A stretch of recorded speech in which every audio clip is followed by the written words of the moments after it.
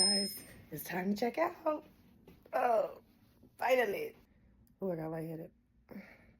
And I almost left my thing. Oh my God.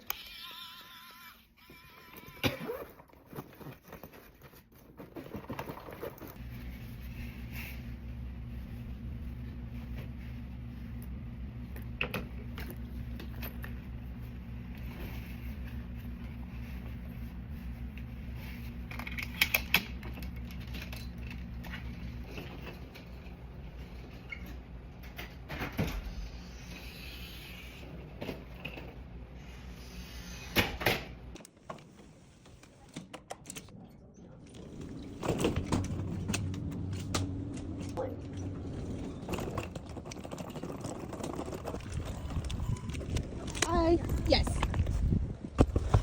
So let's get into this story time. This started out as an ordinary, beautiful day until I got to TS freaking A. And it wasn't a big deal at first.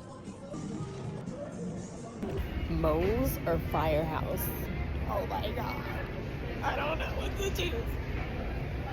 I had Mexican already. Firehouse.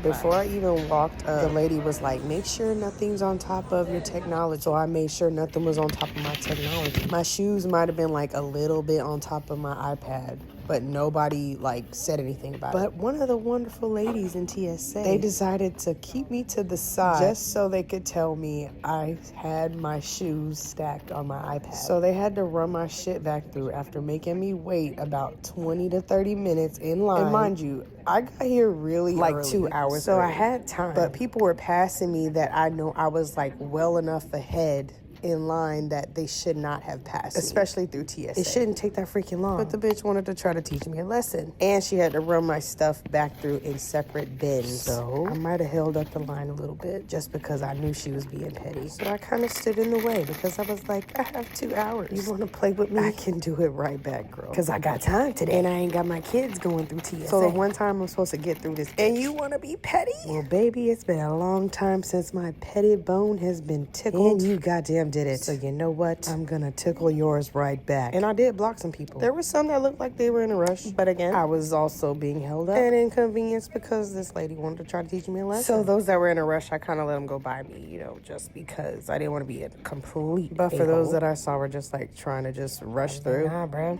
Y'all finna feel this traffic hold up. I'm finna be in the middle of the road causing 3 lanes of traffic. Nobody's gonna know where to go. Like, you're gonna have to choose a side. The side with the semis or the side with the fast cars that still might have semis in the line, you know? I was the one blocking. I felt bad about it after. I think that's why my sandwich wasn't so good. I literally went to Firehouse, like, anticipating this sandwich was gonna slap, and it flopped. Like, completely. It had more onions than I could freaking gather. Like, I love onions. Don't get it confused. But the amount of onions compared to peppers that I was supposed to have on this goddamn sandwich, you would think they ran out of peppers. Or they was being stingy on the peppers. Needless to say, karma came back, okay? And it came back through my motherfucking Like, sandwich. It looked like this big But good. I'm really just hungry. Like, if you saw my last vlog, you know I really didn't have a good breakfast at this hotel. The waffles weren't cooked all the way through. And then my sandwich didn't slap before I left the airport. So I had to settle for pretzels and sun chips and Biscoff cookies on the flight. But they lucky I like Biscoff. And they lucky I had ranch Doritos to back me up. And the pickles were good.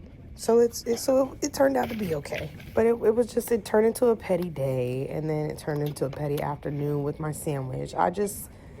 It was time for me to go home. Like, God was like, look, just learn to let stuff go and just move on, you know? People are gonna do things. And the only thing you can do is control your reaction. And I should have reacted better. But I got it now, I understand. I need another sandwich. I might need to try Firehouse by my house again.